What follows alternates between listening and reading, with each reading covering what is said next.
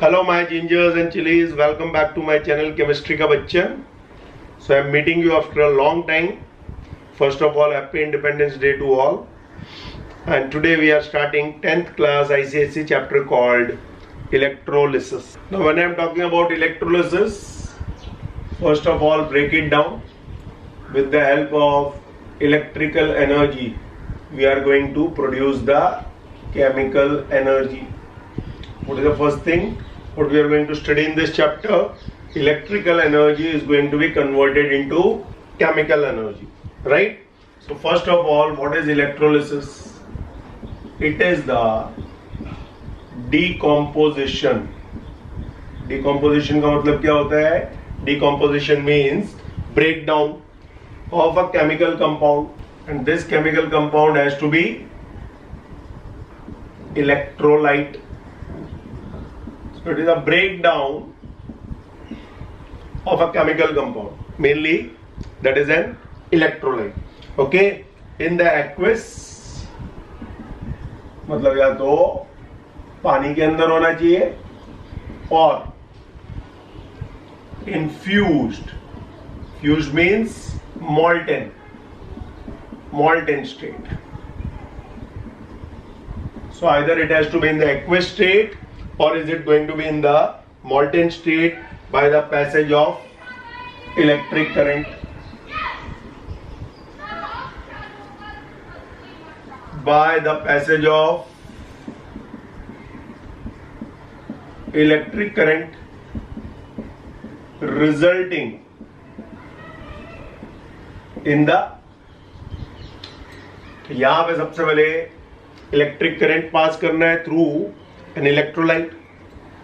That electrolyte you have to take up in the aqueous form or in the molten form, and the moment the electric current is going to be passed, right, resulting in the discharge of ions. Discharge of ions. What is the meaning of discharge of ions? Ions are going to be converted into its neutral state. लिख लेना, ions are going to be converted into its neutral states as neutral atoms at the respective electrodes. ठीक है? So that is what we call it, mainly the electrolysis. Example लेते हैं NaCl, और NaCl आपने क्या ले लिया? NaCl for example you have taken up as molten or fused form में ले लिया. When electric current is passed, first of all it will break down into Na plus and Cl minus. Na plus किधर जाएगा? At cathode. Na plus will go, gain one electron and it will become Na solid. इसको हम लोग ion form को क्या बोलते हैं? Aqueous. And at anode क्या होएगा? At anode Cl minus will lose its one electron, will become Cl gas. ये तो एग्जिस्ट करता नहीं है, तो Cl plus Cl will give you Cl2 gas. बाकी डेप्थ में बाद में समझाऊंगा. At present only I am telling you that at cathode what happened? Reduction. And at anode what you are finding? Oxidation. That means we are talking about redox reaction. Yes, this is going to be a redox. तो ये होता है electrolysis, जिसके ऊपर पूरा का पूरा chapter बना है. And on that we are going to talk, right, length, breadth and height, everything about the chapter, right, in great depth. Microscopic level पे आपको समझाऊंगा इलेक्ट्रोलिसिस कैसे होता है. सो ये आपका पहला पार्ट हुआ. And of course before I explain you everything, I am going to first give you major difference between all the important definitions, जिससे आपको ये चैप्टर बहुत इजी लगे. Please copy it down. Now we move to the very important part, all the famous difference between electrolytes, non electrolytes. ठीक है, electrolytes अभी बताया, जैसे ही इलेक्ट्रिक करंट पास होएगा ये आयंस में ब्रेक हो जाएंगे. Non electrolytes are not going to break down into its respective ions. That means they cannot generate current. No. अब याद रखो करंट की जब बात कर रहे हैं तो electric current can be generated by three ways. One is electric current you generate by the metallic conduction where the mobility of electrons takes place, जिसको करंट इलेक्ट्रिसिटी बोलते हैं. Second current you can generate it by ionic conduction, जो हम लोग इस chapter में पढ़ रहे हैं. And third way of generating the current is by the nature which you all have heard of. During thunderstorm, electricity is being generated when the clouds are going to hit each other, and due to that you are going to find that N2 plus O2 during thunderstorm reacts. सबने सुना हुआ है. और वहाँ पे भी thunderstorm में क्या होता है, lightning is being produced. हम लोग कर रहे हैं with the help of ionic conduction. तो पहला पॉइंट लेते हैं इलेक्ट्रोलाइट्स का. Chemical compounds which conduct electricity. So these are the chemical compounds conduct electricity, means they allow the electric current to pass through them. In the fused, अभी बताया था fused मतलब molten state, और in aqueous मतलब पानी होता है. In the fused or in aqueous state, okay, and undergo chemical decomposition. Exactly definition book की लिख रहे हैं. And undergo chemical decomposition. Chemical का breakdown हो जाएगा. So that is called chemical decomposition due to the flow of current through. तो इसको बोलते हैं मेनली इलेक्ट्रोलाइट्स. वहां पे क्या होएगा, वहां पे do not allow current to pass through.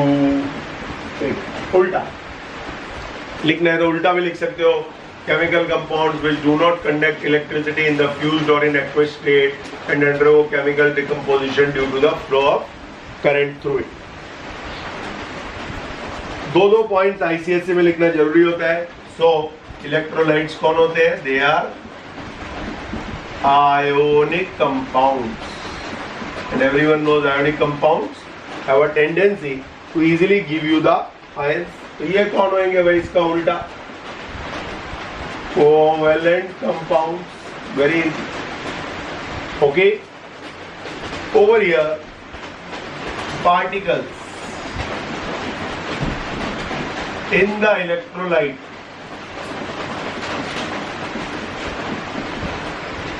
exist either as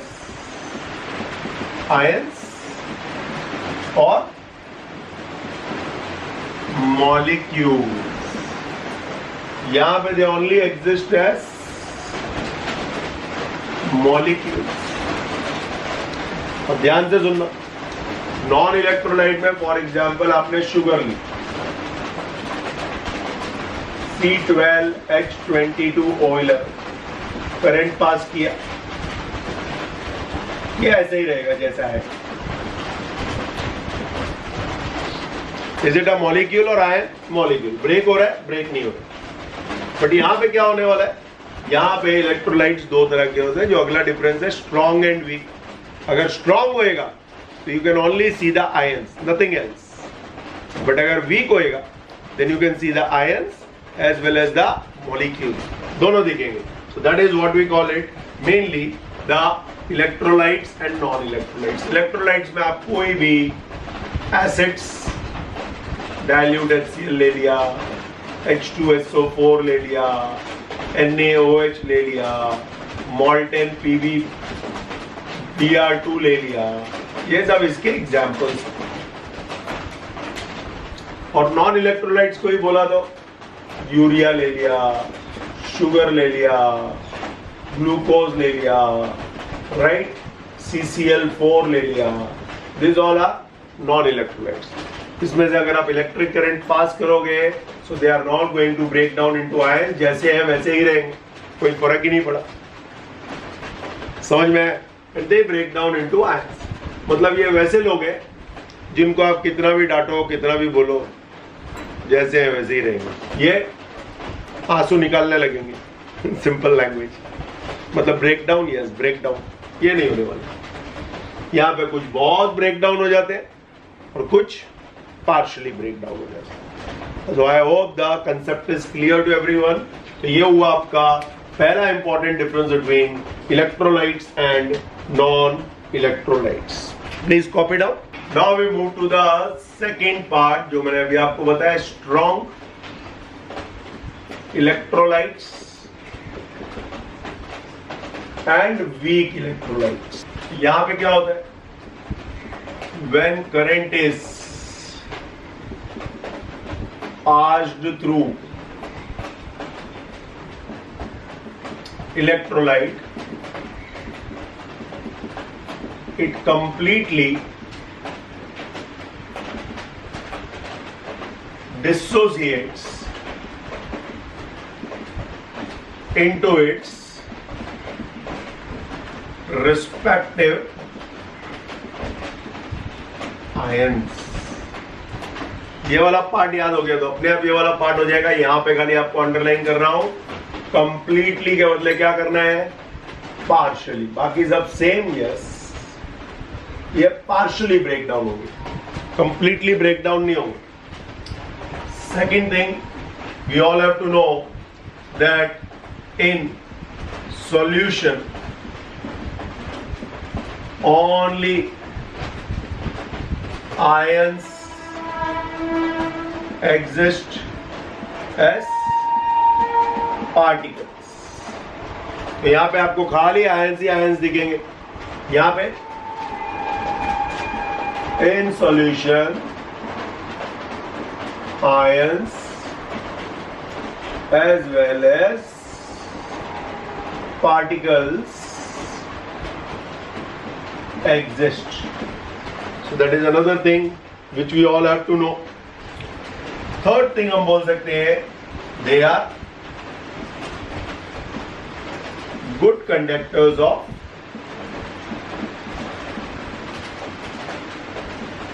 electricity. What about them? Poor, bad नहीं, poor conductors.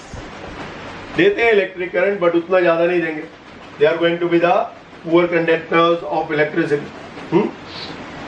तो जब हम बात कर रहे हैं इनके बारे में, ये 3 पॉइंट्स आपको अच्छी तरह से आने चाहिए।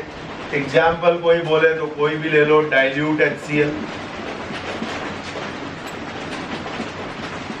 H2SO4 हो गया, NaOH हो गया, KOH हो गया। These all are strong electrolytes.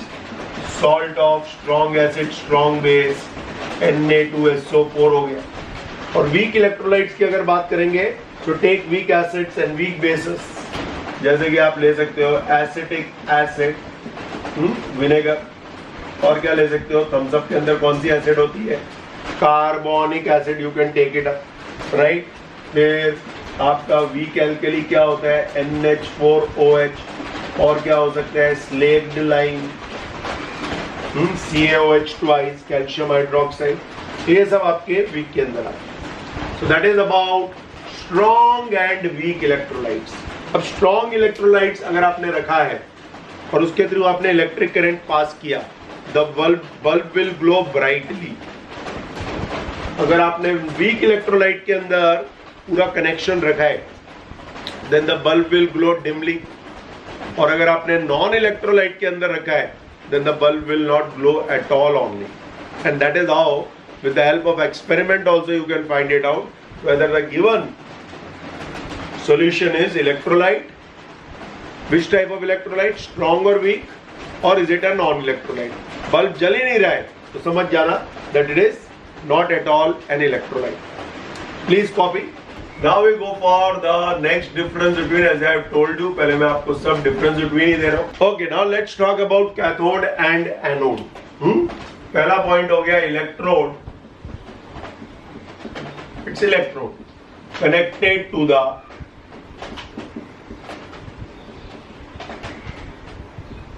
negative terminal ठीक है, तो इलेक्ट्रोड जो negative terminal of the battery से जुड़ा होता है उसको हम बोलते हैं कैथोड। और यहां पे आपको खाली पॉजिटिव वर्ड याद रखना है, बाकी तो स्टेटमेंट सेम रहेगा। Electrode connected to the positive terminal of the battery is called anode. Anode को याद करने का तरीका बहुत इजी है, पाव याद रखना, पाव भाजी का पाव। जब भी पाव भाजी खाओगे तो ये याद आ जाना चाहिए, P for positive, A for anode and O for oxidation. मतलब एक और पॉइंट आ रहा है, yes. So one more point is coming which is called oxidation. So cathode पे at cathode the reduction reaction takes place. यहां पे आपको already मालूम है पाउज, अगर कैथोड पे रिडक्शन रिएक्शन हो रहा है तो यहां पे कौन सा रिएक्शन होने वाला है? Oxidation always. क्या होता है oxidation? Oxidation means loss of electrons is called oxidation. याद रखो LEO, loss of electrons is oxidation, जिसका भी ज़ोडिएक साइन लियो है। लियो मींस लायन, तो याद रहेगा आपको बिल्ली। So loss of electrons is called oxidation, gain of electrons is called reduction. So that is the second point. Cations are migrated towards cathode during electrolysis. तो जब इलेक्ट्रोलिसिस होती है, who are going to migrate towards the cathode? Please remember CC। और यहां पे कौन migrate हो रहे हैं? Anions, AA। Anions are migrated towards anode. So just remember AA। यहां पे भी आपको ट्रिक दे देता हूं, a negative ion। What is the full form of anion? A negative ion। ध्यान से देखो, a negative ion मतलब नेगेटिव आयन पॉजिटिव की तरफ अट्रैक्ट होएगा, पॉजिटिव आयन नेगेटिव की तरफ अट्रैक्ट होएगा। Yes, that is we call it mainly the cathode and anode. अब कैथोड पे होता क्या है देखते हैं। क्लोरीन आया, right, in the form of Cl minus. ये हो गया कैटायंस। कैटायंस मतलब पॉजिटिवली चार्ज होता है, तो that can not be there. तो पॉजिटिवली चार्ज कौन होएगा? कैथोड पे आया आपका Na प्लस, और उसने क्या किया? एक इलेक्ट्रॉन गेन कर लिया। एक इलेक्ट्रॉन गेन कर लिया, उसको हम लोग क्या बोलते हैं? सोडियम बन जाएगा। इसका मतलब 2,8 से 2,8,1 बन गया, और इसी को बोलते हैं डिस्चार्ज।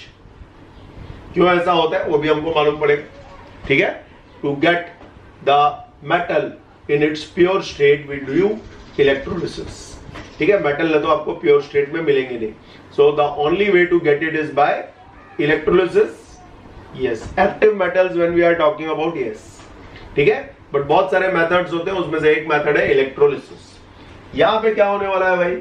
Cl माइनस जो कि आयन फॉर्म में था, उसने अपना एक इलेक्ट्रॉन लूज किया, मतलब ऑक्सीडेशन हो गया और बन गया Cl gas. Of course Cl gas exist नहीं करती है, राइट। एक और Cl गैस के साथ रिएक्ट होके it forms diatomic form called chlorine gas. तो कैथोड एनोड से आपको क्या समझ में है? बहुत इंपॉर्टेंट पार्ट है। Cathode is the electrode. Electrode क्या होते हैं? Electrode are mainly the two different types of rods which are going to have the connection either with positive terminal or negative terminal। ये कनेक्ट होता है negative terminal से, ये connect होता है पॉजिटिव से। या ट्रिक याद रखो, पाव भाजी का पाव, तो याद रहेगा that anode always occur at, sorry, oxidation always occur at anode and reduction always occur at cathode. तो ये भी पॉइंट याद हो गया। सीसी याद रखो, cations are migrated towards cathode. Anions का फुल फॉर्म दे दिया, so you will never forget a negative ion. सो एनायन किधर पे मूव होएगा? एनोड की तरफ। वो ट्रिक दे दिए, रट्टा मारो, याद करो, लेकिन दिमाग से। तो आप लॉन्ग टर्म में भी याद रखोगे और समझ के भी करोगे। उसके बाद आता है आपके एग्जाम्पल्स। ऑफ कोर्स एक जगह पे क्या हो रहा है, एक जगह पे हो रहा है gain of electron. Gain of electron is called reduction, loss of electron is called oxidation, and that's how you have to know cathode and anode very well. Please copy. Now we move to anion, cation. anion cation तो अभी नाम सुना था। और negatively, ध्यान से देखो, और नेगेटिवली बहुत easy, charged ion are called anion.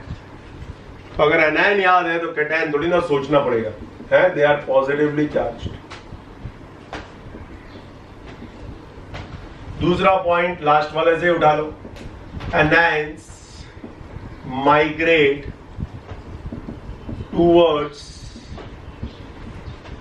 Anode, बराबर है। एनायंस किधर माइग्रेट होते हैं? They migrate towards anode during electrolysis. क्या ट्रिक दी थी? ए और यहां पे आपको ऑलरेडी लिखा चुका हूं, सी लिख के छोड़ देता हूं। Cations migrate towards cathode during electrolysis. Very easy point. Point number 3, anions कौन बनाता है? Mainly non metals exhibit negative character. Example Cl minus, F minus, O2 minus, OH minus. यहां पे कौन दिखाता है? Mainly metals. Mainly it is exhibited by metals and even hydrogen. Hydrogen भी दिखाता है, yes, Na plus, Cu2 plus, H plus. So over here mainly metals exhibit this. तो ये आपके पॉइंट्स बहुत बहुत इंपॉर्टेंट है। एंड पॉइंट नंबर 4 भी लिख लेते हैं। Anions loose electrons. कहां पे लूज करते हैं electrons? Anions loose electrons at anode. अभी दिखाया था आपको Cl का, right, and become neutral.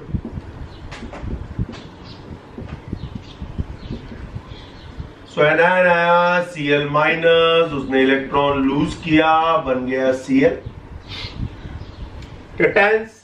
Cations gain electron, उल्टा लिखना है, लेफ्ट आता है तो right hand side is easy. So it gain electrons at cathode and become, of course they become neutral. So example वापस Na plus 1 इलेक्ट्रॉन और हो गया न्यूट्रल इन सॉलिड फॉर्म, या of course in gas form, और एक और बार react होएगा because Cl does not exist. So anion और cation की जब बात चलती है तो I hope that part is clear to everyone. A negative ion and anion are migrated towards anode during electrolysis. Cations are migrated towards cathode. Anion की जब बात करते हैं तो mainly non-metals are existing in which form? Mainly negative form. तो वही attract होते हैं, they are anions and they migrate towards anode. And यहाँ पे ये सब आपके positively charged ions है which are migrated towards cathode. And of course ये बहुत अच्छा point है. एनोड पे क्या होता है मैंने बताया था, एनोड पे हर वक्त पॉजिटिव एनोड ऑक्सीडेशन होता है। ऑक्सीडेशन हो रहा है मतलब लॉस ऑफ इलेक्ट्रॉन्स हो रहा है एनायंस का, और यहाँ पे कैटायंस का गेन ऑफ इलेक्ट्रॉन्स हो रहा है। Copy down. Now we move to very important difference between electrolytic dissociation, ठीक है, एंड आयोनाइजेशन। इन दोनों के बीच में डिफरेंस देख रहे हैं हम लोग। So electrolytic dissociation it occurs in ionic और इलेक्ट्रोवेलेंट कंपाउंड्स, बात एक ही है।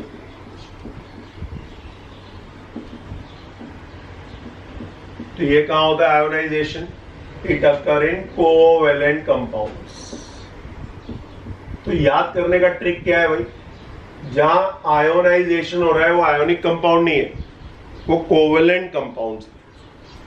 ठीक है, अब इसकी मेन डेफिनेशन क्या है वो भी देखते हैं, और एग्जाम के लिए ये आईसीएसई का फेवरेट क्वेश्चन है, तो सबको अच्छी तरह से आना ही चाहिए। So it involves separation of ions. It involves separation of ions which already exist, पहले से ही है उसके पास, खाली आपको उन आयंस को सेपरेट करना है, which already exist in an ionic compound। जैसे कि अगर मैं बात करूं PbBr2 आयोनिक फॉर्म में, इसके पास ऑलरेडी आयंस हैं, खाली आपको इलेक्ट्रिक करंट के थ्रू क्या करना है? उन आयंस को सेपरेट करना है। तो राइट हैंड साइड में क्या होएगा? इट इन्वॉल्व्स फॉर्मेशन ऑफ, यहां पे फॉर्मेशन होएगा, दोनों में बहुत डिफरेंस होता है, समझाता हूं मैं। It involves formation of charged ions. ये इन्वॉल्व होएगा in the formation of ions afterwards. इनके पास तो पहले से ही कैपेसिटी है।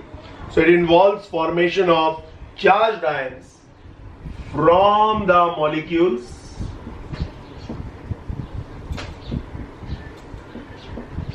which are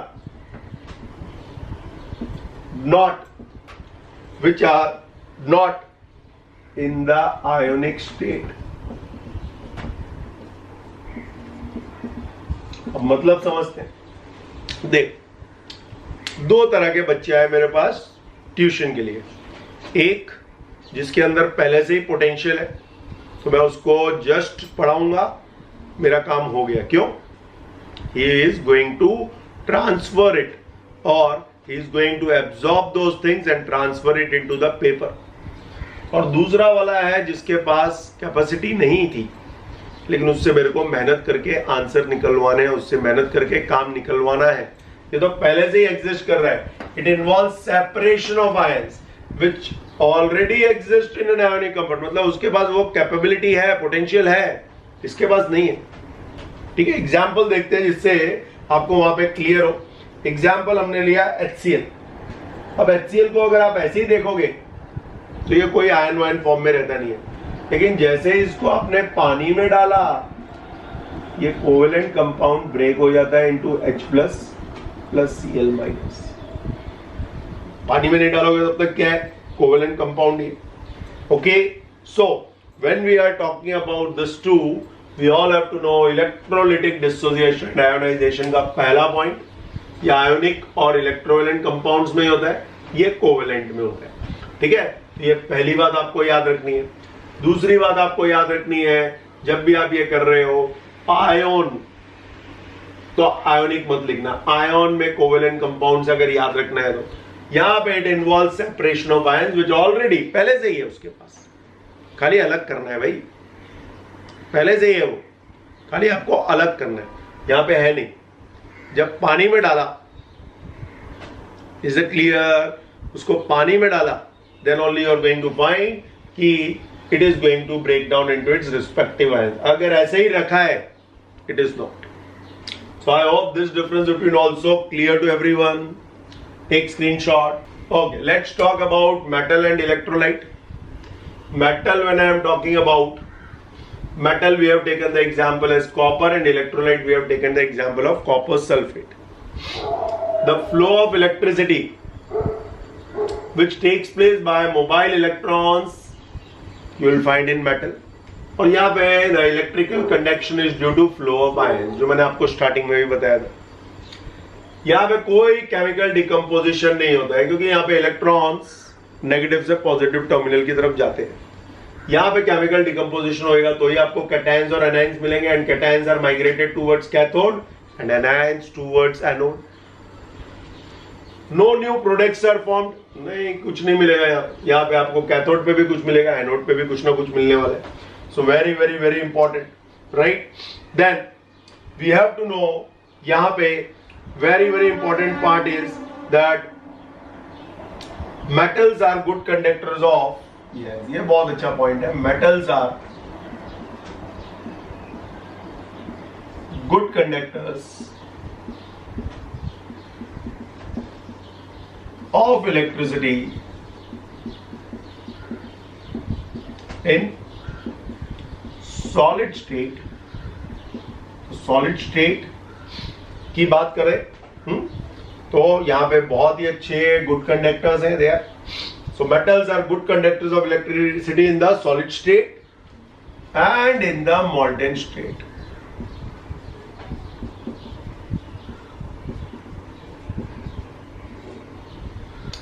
बल्कि जब आप इलेक्ट्रोलाइट्स की बात करते हो, they are only going to be good conductors in the molten state.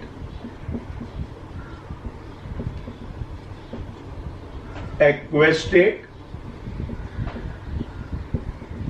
What about solid state? Solid state illa, not at all. And ये एक अच्छा और important point है mainly about electrolytes. तो ये हो गया आपका metals and electrolytes. Please copy. Then we will go for the last difference between active electrode and inert electrodes. So let's go to active electrode and inert electrode. बहुत ही important part है और बहुत अच्छी तरह से समझना. So active electrode which participates in electrolytic reactions during electrolysis are called.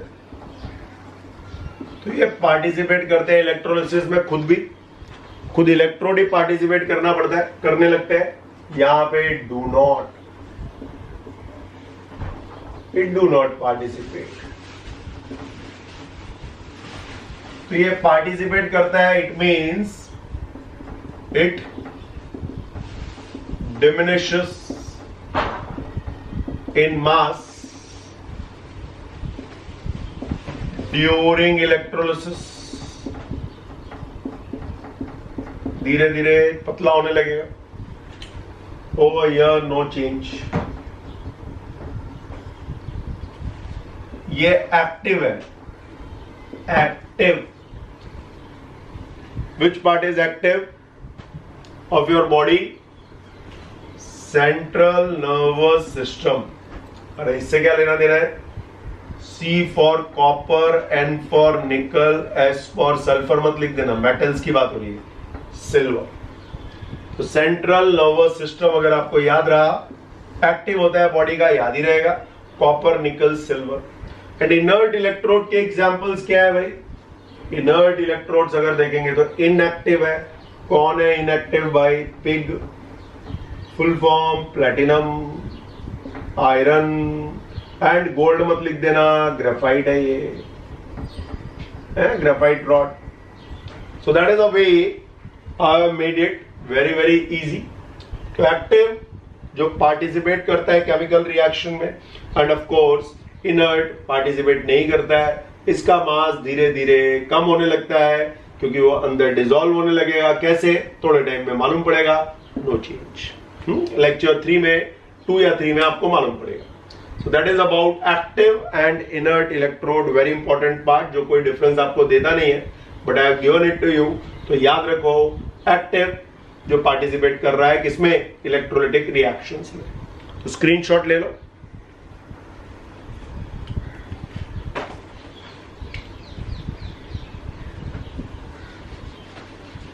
Now let's go to the last part, of first lecture today.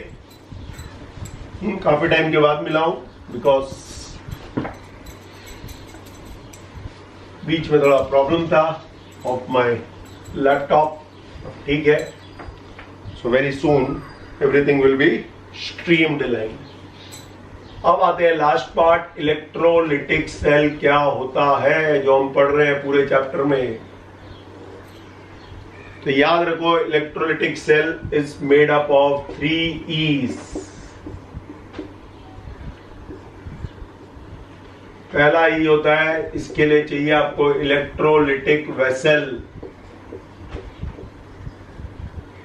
दूसरा part आपको याद रखना है, बिना इलेक्ट्रोड्स के इलेक्ट्रोलिसिस नहीं हो सकता. और तीसरा पार्ट जो चाहिए is the corresponding electrolyte. So 3 E's है जो आपको ये पूरे के पूरे पार्ट को स्ट्रॉन्ग बनाएगा. वन इज इलेक्ट्रोलिटिक वेसल, ये आपका हो गया इलेक्ट्रोलिटिक वेसल. ये कैसा होना चाहिए? ये वैसा होना चाहिए that it can withstand high temperature, high pressure, and should not react with solution in it. समझ में आया? So it should withstand high temperature, it should withstand high pressure जब इलेक्ट्रिसिटी जा रही है तो, and should not react with solution in it. जैसे Cadbury का जो आपका रैप होता है aluminium foil, does it react with Cadbury? No. Lays खाते हो, अंदर एल्यूमिनियम फॉइल है, does it react with your Lays? No, not with potato chips. तो रिएक्ट नहीं होना चाहिए. इलेक्ट्रोड्स आपको मालूम है 2 टाइप के मैंने पढ़ा दिए, कैथोड और एनोड. तो एक साइड ले लेते हैं हम लोग एक इलेक्ट्रोड, दूसरी साइड ले लेते हैं दूसरा, और ऑफ कोर्स उसके अंदर हम लोग इलेक्ट्रोलाइट ले लेते हैं. ये इलेक्ट्रोलाइट हो गया. Electrolyte everyone knows now, and one of them you are going to make it as anode, and second is you are going to be cathode. And दोनों को हमने कनेक्ट कर दिया, बड़ा डंडा छोटा डंडा, बड़ा डंडा छोटा डंडा, और यहाँ की से कनेक्ट कर दिया. और यहाँ पे अगर मैं बल्ब भी लगा देता हूँ और फिर कनेक्ट करता हूँ, ठीक है, तो ये हो गया आपका पॉजिटिव टर्मिनल, ये हो गया आपका नेगेटिव टर्मिनल. ठीक है, ये आपकी की है, ये आपकी बैटरी है, बड़ा डंडा मतलब प्लस, छोटा डंडा मतलब माइनस. ये आपका बल्ब है, अगर इलेक्ट्रोलाइट होएगा तो बल्ब ग्लो होएगा, नॉन इलेक्ट्रोलाइट होएगा तो बल्ब नहीं ग्लो होएगा. And this is your electrolytic cell which everyone has to know. ये आपका वेसल हो गया, ये दोनों आपके इलेक्ट्रोड्स हो गए, और सेंटर में आपका इलेक्ट्रोलाइट होता है. And that electrolyte is going to decide whether the bulb is going to glow brightly. कैसे होएगा brightly? Strong electrolyte होएगा तो bulb glows brightly. Weak electrolyte होएगा तो bulb glows dimly. और अगर electrolyte weak हुआ, sorry, non electrolyte हुआ, मतलब आपने यूरिया या शुगर solution डाल दिया, this bulb will not glow at all. That means no decomposition of the substance occur. तो that is about the introduction of the chapter called electrolysis of 10th ICSE. I hope everyone enjoyed, and अगले lecture में we are going to move to the electrolysis of few solutions. ठीक है, तो see you in my next lecture.